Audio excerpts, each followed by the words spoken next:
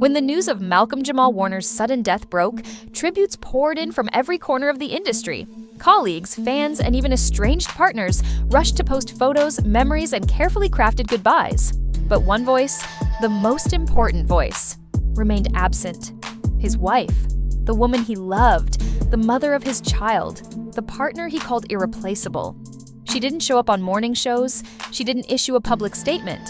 She didn't need to, because the silence said enough. Behind every legacy, there's someone left to carry what's too heavy for the public to hold. The late-night hospital calls, the personal belongings shipped back across borders, the photos never meant for Instagram, the messages she'll never answer. And while the headlines rushed to dissect his career, to rehash old relationships, and to feed off the nostalgia of a TV era long gone, no one asked how she was surviving, or if she was surviving at all. This isn't a story about fame. It's a story about the woman who watched the world grieve the man she built a life with, and realized her grief wasn't public enough to matter. Until now. While the world was busy tying Malcolm Jamal Warner's name to past loves, his real life was unfolding in quiet devotion, far from flashing cameras or nostalgic headlines. At the time of his death, Malcolm wasn't alone or heartbroken. He was married, happily, privately, purposefully.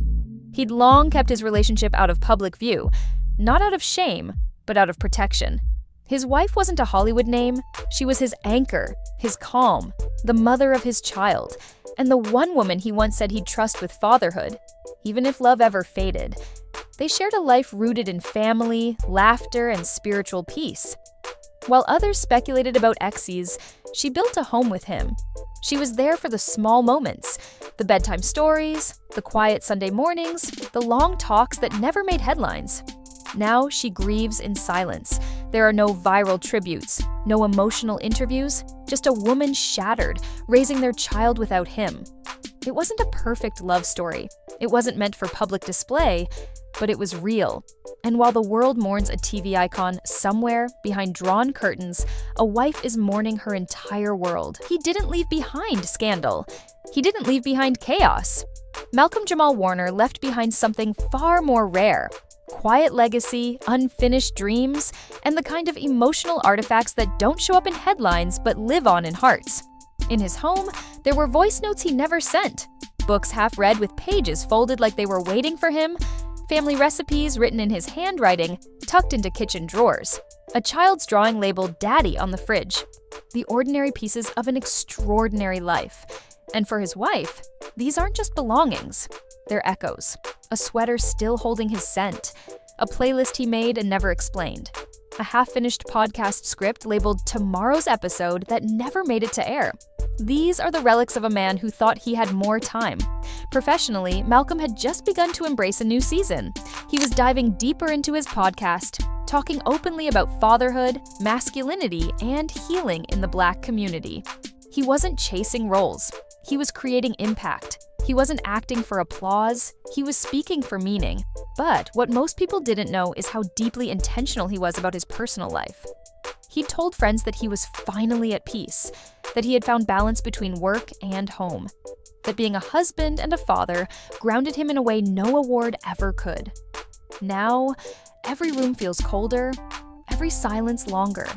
His child still asks questions no mother should ever have to answer. And the world, obsessed with the performance of grief, forgets the real pain is in what he never got to finish. He didn't just leave behind a legacy, he left behind a life in progress. And that is the tragedy no obituary can capture. She didn't hold a press conference. She didn't break down in front of cameras. Malcolm Jamal Warner's wife didn't grieve for the public. She grieved like someone who had lost their entire axis. Quietly, completely, in ways that would never trend online. When the world demanded statements, she gave silence. Not because she was hiding something, but because what she had to say didn't belong in headlines. It belonged in memories, in their child's questions, in the last voicemail she refused to delete, in the dinner table still set for 3. But then, days after the funeral, she broke her silence. A single image. Malcolm in the backyard, laughing mid-sentence, their child on his shoulders. No caption, just a date. The day before. It was the kind of photo that says more than words ever could. Then came her letter, handwritten, posted privately on a grief support forum and leaked only after being shared by a close family friend. She didn't accuse. She didn't blame. But she asked one haunting question. If he was so safe, why didn't they protect him? She mentioned the lack of lifeguards, the beach warnings that no one enforced, the local negligence dressed up as paradise. But more than that, she questioned the pattern, the way Black fathers, good men, get overlooked when it matters most. Her words weren't angry, they were exhausted. The kind of exhaustion that comes from knowing your husband died, trying to take a break from a world that never gave him one.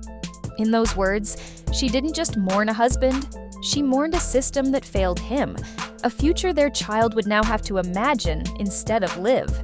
And in doing so, she gave grief a voice that refused to perform, but demanded to be heard. What happened to Malcolm Jamal Warner isn't just a tragic headline. It's part of a much older pattern. A man of color, accomplished, respected, finally taking a breath after years of pushing forward, only to vanish in silence with no safety net beneath him. We've seen it before. Artists, fathers, thinkers, men who played it right, who stayed away from scandal, who led with integrity, who gave more than they took. And yet, when it came time for rest, for healing, they were left exposed. Whether it's emotional neglect, system failure, or silent indifference, it always ends the same. Too little, too late. For Warner, that pattern was especially cruel because he wasn't burned out. He wasn't spiraling. He was finally free. His podcast was thriving. His relationship was strong. His child adored him. He had plans, real ones. A new project in pre-production, a spoken word album, a speaking tour on fatherhood, and all of it ended in one wave. No lifeguards, no medical responders, no follow-up press accountability. The story moved on, but the questions didn't. Why was a high-risk tourist beach operating with minimal oversight? Why weren't celebrities informed of the area's deadly reputation? Why are Black deaths still explained away as accidents when others get investigations? The public didn't just lose a man. It lost what he represented.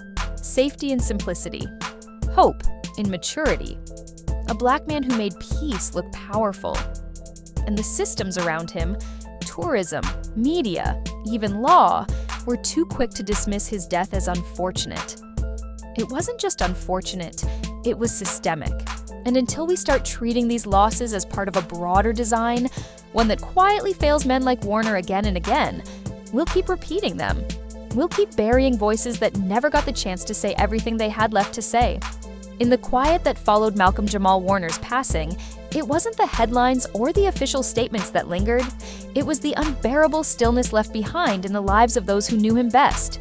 His wife, once a steady presence in the background of his fame, retreated from the public eye with a kind of grief that doesn't cry out, but rather seeps into every part of your life until nothing feels familiar.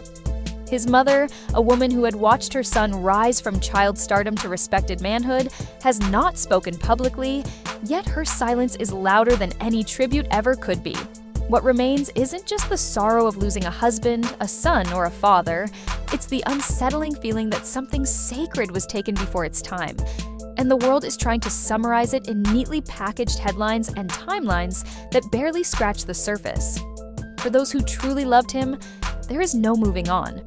There is only the daily burden of remembering a man whose presence was never loud, but always profound, and whose absence has made the world feel irreversibly different.